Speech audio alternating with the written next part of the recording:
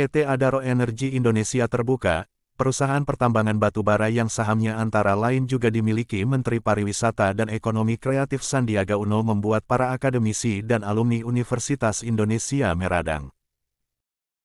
Pasalnya, salah seorang rekan mereka yang merupakan alumni Fakultas Teknik Universitas Indonesia, diduga dikriminalisasi oleh Adaro setelah perusahaan milik sang alumni tersebut menjalin kerjasama dengan Adaro selama bertahun-tahun dalam pengelolaan limbah lumpur tambang. Alumni tersebut bernama Ibnu Rusyid El-Wahbi, perusahaannya bernama PT Intan Sarana Teknik atau IST.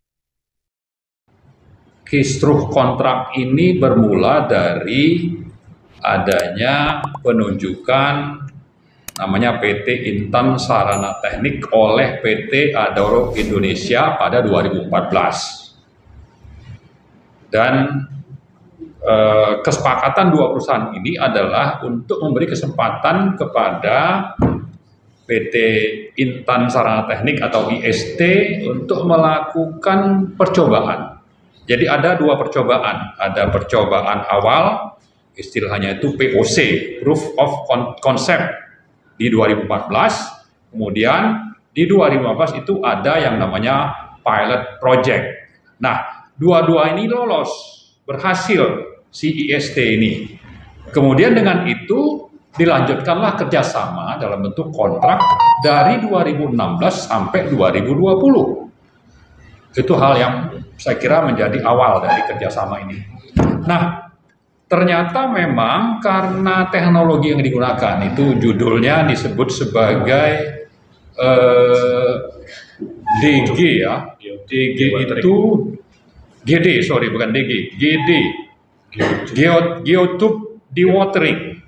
Geotube dewatering ya. Geotube dewatering. Ini terbukti memang andal. Ini ketemuan anak bangsa. Nah, karena itu pula Adaro itu mendapat penghargaan menggunakan teknologi ini, menggunakan teknologi GD ini dapat penghargaan di 2016 dan 2015 dan 2016 dari Kementerian SDM. Itu penghargaan diberikan pada bulan Mei 2017 karena memang unggul, dan jangan lupa ini temuan anak bangsa yang mestinya diapresiasi. Nah, ternyata secara internasional juga oleh istilahnya itu nama perkumpulan internasional itu Industrial Fabric Association International, IFAI, itu memberikan penghargaan yang namanya International Achievement Award kepada IST di tahun 2021. Ya, nah perkumpulan ini sendiri itu ada sekitar 1.600 perusahaan yang bergabung di dalam yang namanya tadi disebut sebagai IFAI yang memberikan penghargaan kepada IST itu. Jadi kalau bicara teknik sebetulnya atau kemampuan dari teknologi yang ditemukan oleh PT IST ini oleh yang dipimpin oleh Mas Ibnu Rusyid El-Wahbi ya, itu sesuatu yang memang secara nasional dan internasional diakui, ya. Nah, tapi ternyata ini ada masalah, tadi sudah disebutkan, ada masalah internal Adaro. Ada kepentingan Adaro untuk misalnya bekerja sama dengan perusahaan lain. Kita menangkap kesan bahwa ini dicari-cari alasan untuk memutus kontrak dengan IST. Lalu laporkanlah karyawannya yang namanya W tadi, Wawan itu ke Bareskrim oleh Adaro sendiri. Nah, ternyata juga ini berlanjut, bukan Wawannya saja ya, karyawan yang berasal dari Adaro itu sendiri saja yang diproses oleh kepolisian, yaitu diselidiki oleh kepolisian, tapi juga dimasukkanlah 4 orang tersangka ya.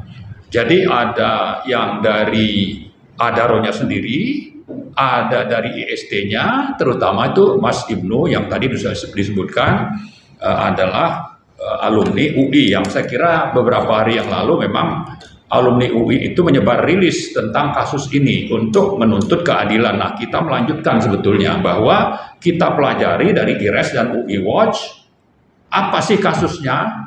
Kalau memang bermasalah, IRES juga ingin ikut partisipasi, mengadvokasi, menuntut tegaknya keadilan, hukum dan keadilan. Kalau Adaro kita tengarai bermasalah, ya mari sama-sama kita tuntut, kita gugat sama-sama. Itulah sebabnya maka kita ambil judul ya, karena setelah mempelajari kita yakin Adaro ini bermasalah, Adaro ini mentang-mentang, Adaro ini melakukan kriminalisasi kepada Mas Ibnu dan perusahaannya yaitu ST.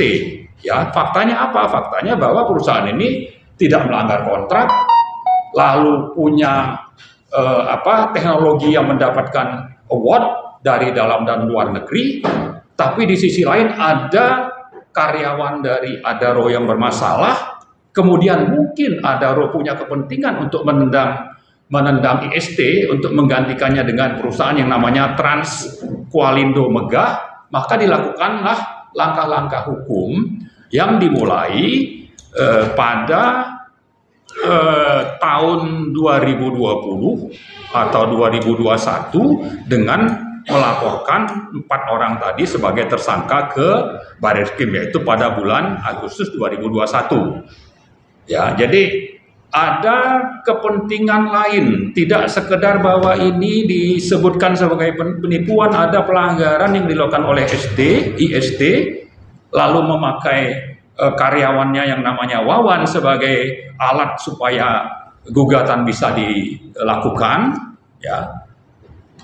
Tapi yang lebih penting adalah ada moral hazard di sini, ada sesuatu di balik ini yang membuat Adaro melakukan gugatan dan akhirnya dilaporkan ke Barreskrim pada Agustus 2021 tadi. Ada 4 orang tersangka. Nah, ternyata setelah sidang pertama dimulai tanggal 11 Mei, ya, itu dalam tahap-tahap awal dari sidang-sidang tersebut, hakim-hakim di PN Jaksel itu sebetulnya menemukan bahwa ini bukan perkara pidana, tapi ini perdata. Sehingga hakim-hakim itu menawarkan kepada para pihak untuk berdamai saja, tidak melanjutkan. Nah, ternyata JPU, ya, Jaksa Penuntut Umum, apalagi Adaro, sangat berkepentingan untuk ini dilanjutkan. Nah, setelah berlangsung sekian bulan, dan pada saat yang bersamaan sebetulnya dalam proses pengadilan itu, Mas Ibnu sendiri ditahan di penjara, ya, di sekitar Jalan Turnojoyo sana itu selama 6 bulan. Dan ini sidang-sidang itu kejar tayang untuk jangan sampai Mas Ibnu ini ditahan lebih dari 6 bulan. Maka dalam 6 bulan itu diputus, ternyata putusan dari hakim-hakim itu secara objektif dan tidak ada satu hakim pun dari 3 hakim yang mengadili perkara ini yang berbeda pendapat. Mereka bulat suaranya bahwa Mas Ibnu itu tidak salah, tidak bersalah. Nah, karena itu saya kira IST dan Mas Ibnu itu sangat menghargai putusan hakim dan juga bisa lepas dari penjara tanpa ada beban. Nah, ternyata ya pada tanggal 2 Januari JPU yang jelas ini kerjasama dengan Adaro, ya, Jaksa Penuntut Umum, ya jelas dari Kejaksaan juga. Kejaksaan dengan Adaro pada 2 Januari mengajukan kasasi ke Mahkamah Agung yang pada tanggal 31 Januari 2003 putusan atau amar putusan Mahkamah Agung adalah menyatakan Mas Ibnu tadi itu bersalah dan divonis hukuman 13 tahun penjara dan denda 15 miliar untuk sesuatu yang pada tahap pengadilan negeri secara bulat hakim-hakimnya menyatakan bahwa beliau itu tidak bersalah. Kecuali mungkin ada yang disenting, ini bisa jadi dasar bagi hakim di Mahkamah Agung atau hakim agung di Mahkamah Agung itu memutus bahwa ini harus dihukum 13 tahun dan ada denda 15 miliar. Kita perlu menyoroti background dari dilakukannya kasasi oleh CPU dan Adaro ini dengan menggunakan delik yang ada di dalam Undang-Undang TPPU yang saya kira sangat-sangat tidak relevan. Apalagi ini sebetulnya berangkat dari perkara perdata. Ya, kalau bicara TPPU ini merupakan kejahatan yang serius, sistematis, bersifat publik yang merugikan negara, masyarakat, dan merusak keuangan dan perekonomian negara. Itulah yang menjadi dasar kenapa hukumannya sangat berat. Jadi ini saya ulang lagi, kejahatan serius, sistematis, bersifat publik, merugikan negara, masyarakat, dan merusak keuangan negara. Itulah yang masuk kategori delik tadi TPPU. Faktanya kan ini hanya perkara perdata. Artinya ini sudah direkayasa. Seolah-olah publik ini bodoh dan ini namanya IST, Mas Ibnu ini hanya kecoa yang bisa diinjak-injak saja oleh Adaro dan juga oleh hakim-hakim di Mahkamah Agung. Saya kira kita tidak bisa diamkan ini, karena itu mari sama-sama kita lawan. Ya, jangan membawa-bawa delik atau alasan hukum yang sebetulnya sangat-sangat tidak relevan, tidak terkait untuk mengkriminalisasi Mas Ibnu dan IST. Mentang-mentang berkuasa, mentang-mentang Adaro itu terlibat dalam kekuasaan yang rezim yang berkuasa saat ini. Kita ingatkan itu, jangan mentang-mentang Anda menjadi bagian dari kekuasaan rezim saat ini, lalu Anda semena-mena ingin melakukan kejahatan kepada rakyat yang Anda anggap tidak berdaya.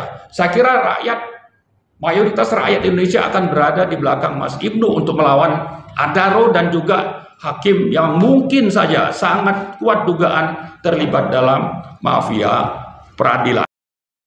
Keadilan itu kan sangat relatif, tapi walaupun relatif dan abstrak, keadilan itu bisa dirasakan dan bisa dibandingkan dengan kasus-kasus lain, perkara-perkara lain, ya, yang diinikan oleh pengadilan. Dalam perkara ini, jaksa penuntut umum menuntut 15 tahun, ya karena tindak pidana yang diacu atau yang didakwakan oleh jaksa penuntut umum terhadap terdakwa dalam perkara ini adalah saudara Ibnu Rasyid. Itu menunjuk kepada undang-undang pencucian uang. Ya, kita tahu undang-undang pencucian uang itu sangat berat, bisa memang dihukum sampai maksimal 20 tahun. Ya. Nah, ini yang yang mengejutkan kita, ya, orang ada melakukan katakan kerjasama, ya, itu melakukan satu pekerjaan kepada suatu perusahaan lain, terjadi perselisihan, ya, perselisihan itu mendapat sanksi hukuman penjara 13 tahun yang dan dituntut 15 tahun. Ini yang yang menjadi perhatian kita, karena di tengah, ya, kita tahu ya, perkaranya Sambo itu mendapat perhatian yang publik yang begitu luas. Saya kira seluruh Indonesia hampir tiap hari kita bisa perkara tersebut, ya. Itu yang tuntutannya itu hanya 12 tahun. Itu pun kemungkinan 12 tahun juga bisa kurang lah, ya. Tapi enggak, kita bicara soal tuntutan. Kenapa ini jaksa menuntut 15 tahun? Itu satu, ya kan. Kedua, perkara ini di dalam tingkat pertama bebas, ya. Tiba-tiba berbalik di Mahkamah Agung, ya kan, dinyatakan terbukti bersalah dan dihukum 13 tahun. Nah, kita tahu ya, dalam ini agak buat pengetahuan publik saja, kalau upaya hukum, ya, yang dilakukan terhadap putusan pengadilan negeri memang tidak bisa dibanding ke pengadilan tinggi, dia harus kasasi ke Mahkamah Agung. Nah, Ini yang apa namanya yang menjadi perhatian kita semua. Ada apa gitu ya. Nah, di dalam katakan di dalam waktu-waktu yang belakangan ini ada perkara besar ya yang saya kira ya juga mendapat perhatian itu adalah kasus koperasi Indosuria yang merugikan rakyat triliun ya. Itu dibebaskan ya kan, kita nggak tahu nanti sikapnya itu ya ini apa namanya itu dalam jadi ya masyarakat itu melihat bahwa sesuatu ada yang tidak beres di dalam dunia peradilan kita, dalam proses penegakan hukum ini ada sesuatu yang tidak beres. Padahal Mahkamah Agung ya katakanlah institusi peradilan itu dia harus mencerminkan rasa keadilan yang ada di masyarakat, dan ini adalah perintah undang-undang ya, ini bukannya permintaan. Undang-undang menyatakan hakim harus ya mengikuti perkembangan dan menyerap rasa keadilan masyarakat, tapi seolah-olah ya hakim mempunyai pandangan keadilan sendiri, masyarakat merasakan keadilan yang sendiri, ada yang berbeda. Nah, apakah ini harus terjadi terus?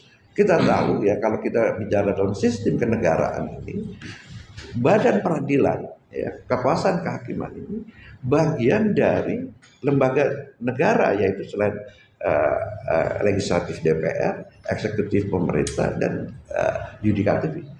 Jadi ini merupakan satu kesatuan, ya kan? Nah, tadi dikatakan bahwa keadilan semakin hari semakin yang kita katakan carut marut itu karena ini. Nah, itu dari apa namanya dari segi global, jadi filosofi kenapa latar belakang perkara ini diangkat oleh penyelenggara yaitu IRES ya. Ini kenapa ini? Ya. Prediksi Dana Zohar sudah mengatakan memasuki abad ke-21 ini kita memasuki abad yang sangat nggak bagus. Dikatakan we are not colorblind, we are spiritually dumb. Orang makin lama makin tidak menghargai prinsip. Kalau bahasa hari-harinya orang berbasis kepada transaksional, untung rugi segala macam. Sehingga jangan lagi berbicara quality of life. Jadi berbicara prinsip itu udah lupakan aja. Dana Zohar memprediksi. Nah, saya bukan mengatakan kalau sudah bersih pasti harus terjadi, enggak. Dia mengatakan ini kita harus mampu mengantisipasi. Ini kejadian. Kalau di kita sangat jelas. Yang disebut dengan transaksional. Transaksional itu perilaku, tindakan, mindset yang basisnya adalah IQ, modal spiritual. Pertanyaannya, gue dapat apa? Materi, non materi. Entah namanya belusukan, entah namanya tepukan, entah namanya pencitraan. Transaksional. Sekarang ini yang terjadi. Sedangkan yang induknya transaksional itu bisa dengan IQ, basisnya bisa dengan IQ. Yang satunya yang basisnya spiritual yaitu give, memberi dengan tulus ikhlas, bermanfaat. Yang kalau di agama Islam itu disebut dengan jadi orang yang rahmatan lil alamin, memberi manfaat pada orang lain dengan tulus ikhlas. Ini yang kalau nggak dipertahankan makin menurun.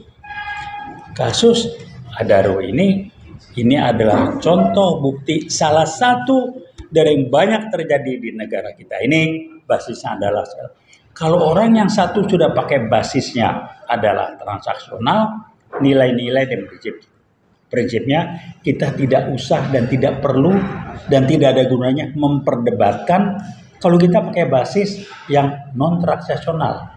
SU nggak mungkin, nggak akan ketemu. Karena itu jangan coba cari jalan tengah. Misal mereka mengatakan korupsi itu baru namanya korupsi kalau ketahuan. Kalau SQ lo ketahuan nggak ketahuan lo korupsi selesai. Ini yang terjadi. Nah ini cuma contoh amburadulnya seperti ini. Mari saya mulai memilah-milah. Siapa yang tanggung jawab dalam kasus ini? Saya mengatakan yang tanggung jawab ya orang di MK yang memutuskan itu. Kenapa? MA sorry. MA yang memutuskan itu. Loh kenapa dia tanggung jawab? Bukan si Adaro tanggung jawab juga. Tapi dia kan bisa nyogok, bisa ini kalau diikutin, kalau enggak kan enggak mempan. Dia yang brengsek siapa? Ada orang brengsek. Tapi yang lebih brengsek hakim MK ini. Kalau memang betul. Kenapa ada informasi yang saya peroleh mudah-mudahan bukan hoax. Adaro sudah berusaha nyogok segala macam di hakim-hakim di tingkat sebelumnya. Ditolak. Kejadian enggak? Enggak kan? Jadi mindset kita, saya menyarankan kalau kita belum mampu ngangkat barang yang berat, jangan nyalahin barangnya. Kenapa lo nggak bisa angkat? Berat sih. Mac dari zaman Nujapait beratnya udah segitu. Mikirnya apa? Saya belum cukup kuat atau belum menemukan cara untuk ngangkat barang itu, jangan barang disalahin. Ini sama, nyalain Adaro. Adaro kan kita tahu, bisa lagi bisnis zaman sekarang. Saya dulu bisnis kok. Saya nggak ngaco macam-macam. Bawa arisan, oh iya. Tapi saya tidak mau supply 10, saya bilang 20. Gue mau yang halal-halal aja paling enggak. Kalau ini kan dibayarin. Sama juga. Wah ini, maaf pengusaha Taipan menguasai sekian ribu hektar. Tolong ditanya, siapa pejabatnya yang memberikan hak mengeluarkan itu yang diributin. Mindsetnya dibenahin. Jangan kita nggak mampu, ya kita nyalakan orang lain yang membuat kita menjadi tidak mampu. Jangan begitu. Adaro kan di bisnis orang tahu siapa dia. Bisnis sekarang besar-besaran, kalau tidak ada link ke pejabat atau tidak ada saham di sana, pada umumnya saya nggak tahu Adaro, udah pastilah. Lah pejabat sekarang pada berbisnis kok. Saya nggak tahu aturan lagi zaman saya dulu ada aturan pegawai negeri tidak boleh bla bla. Sekarang bukan cuma pegawai negeri, menteri pun segala macam seperti itu. So what? Kita akan terus berupaya akan terus mengadvokasi kasus ini sambil kita siapkan untuk melakukan banding istilahnya Pak ya PK. PK